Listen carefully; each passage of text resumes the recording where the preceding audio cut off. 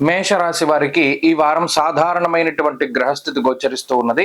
జన్మరాశి యందు శుక్రగ్రహం అనుకూలిస్తూ ఉండడం, అలాగే ఈ రాశి వారికి అర్ధాష్టమ కుజుని యొక్క దోషం తొలగిపోవడము, అలాగే ఈ రాశి వారికి చంద్రబలం ప్రధానంగా ఉండడము, రాహు యోగించడం, అనగా 3 గ్రహాల తాలూకు అనుకూలతలు మేషరాశి వారికి ఈ వారంలో కనబడుతూ ఉన్నాయి. మిగతా గ్రహాల తాలూకు ప్రతికూలతలు తగ్గడం, అంటే ఉదాహరణకి అర్ధాష్టమ కుజదోషం తగ్గడం ఒకటేనో, అలాగే ఏలినాటి శని ప్రభావం కూడా ఉండడం వల్ల కూడా మిశ్రమమైనటువంటి ఫలితాలే వస్తూ ఉన్నాయి. ప్రధానంగా శుక్రుడు జన్మరాశి స్థిత గ్రహంగా ఉన్నప్పుడు ఆర్థిక పరిపుష్టిని కలగజేస్తారు, శరీర ఆరోగ్యాన్ని మెరుగుపరుస్తూ ఉంటారు.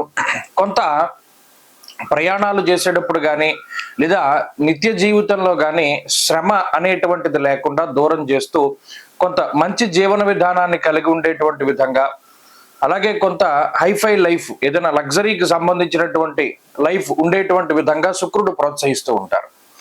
అలాగే శనేశ్వరుడు వ్యయభావమందు వ్యయస్థానమందు ఉండడం అనేటువంటిది కూడా కొంత ఖర్చును సూచిస్తోంది.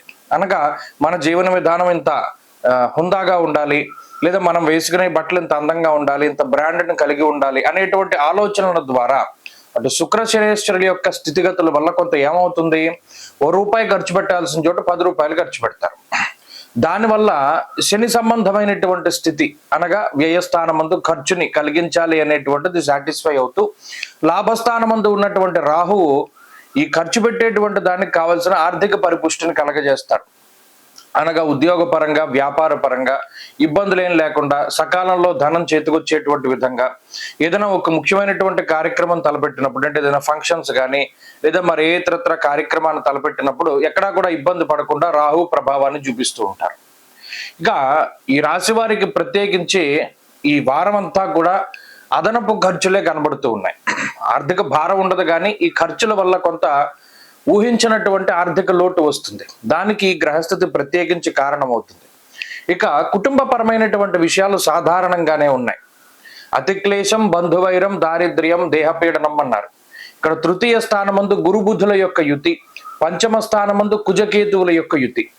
అనుకోని సందర్భాల్లో, అంటే ఒక మాట విసురుతూ ఉండడం, బంధువులతో కానీ మిత్రులతో కానీ చిన్నపాటి మాట పట్టింపులు రావడానికి, వారు ఎంత దగ్గర బంధువులైనా, ఎంత ఆత్మీయ బంధువులైనా, స్నేహితులైనా కోపంలో అనుకోకుండా వారిని మాట అనడం, సరే ఈ మాట అనడం వల్ల వాళ్ళు ఏదైనా కొంత నొచ్చుకోవడం, వారి దగ్గరికి మీరు వెళ్ళి కొంత బతిమాలడం, ఇటువంటివన్నీ కూడా ఈ వారంలో కనబడడానికి అవకాశం ఉంది. అలాగే ఈ వారంలో కుటుంబ పరిస్థితులు మిశ్రమంగా ఉన్నాయి. ఉద్యోగ వ్యాపారాలకు సంబంధించినటువంటి ఫలితాలు సాధారణంగా గోచరిస్తూ ఉన్నాయి.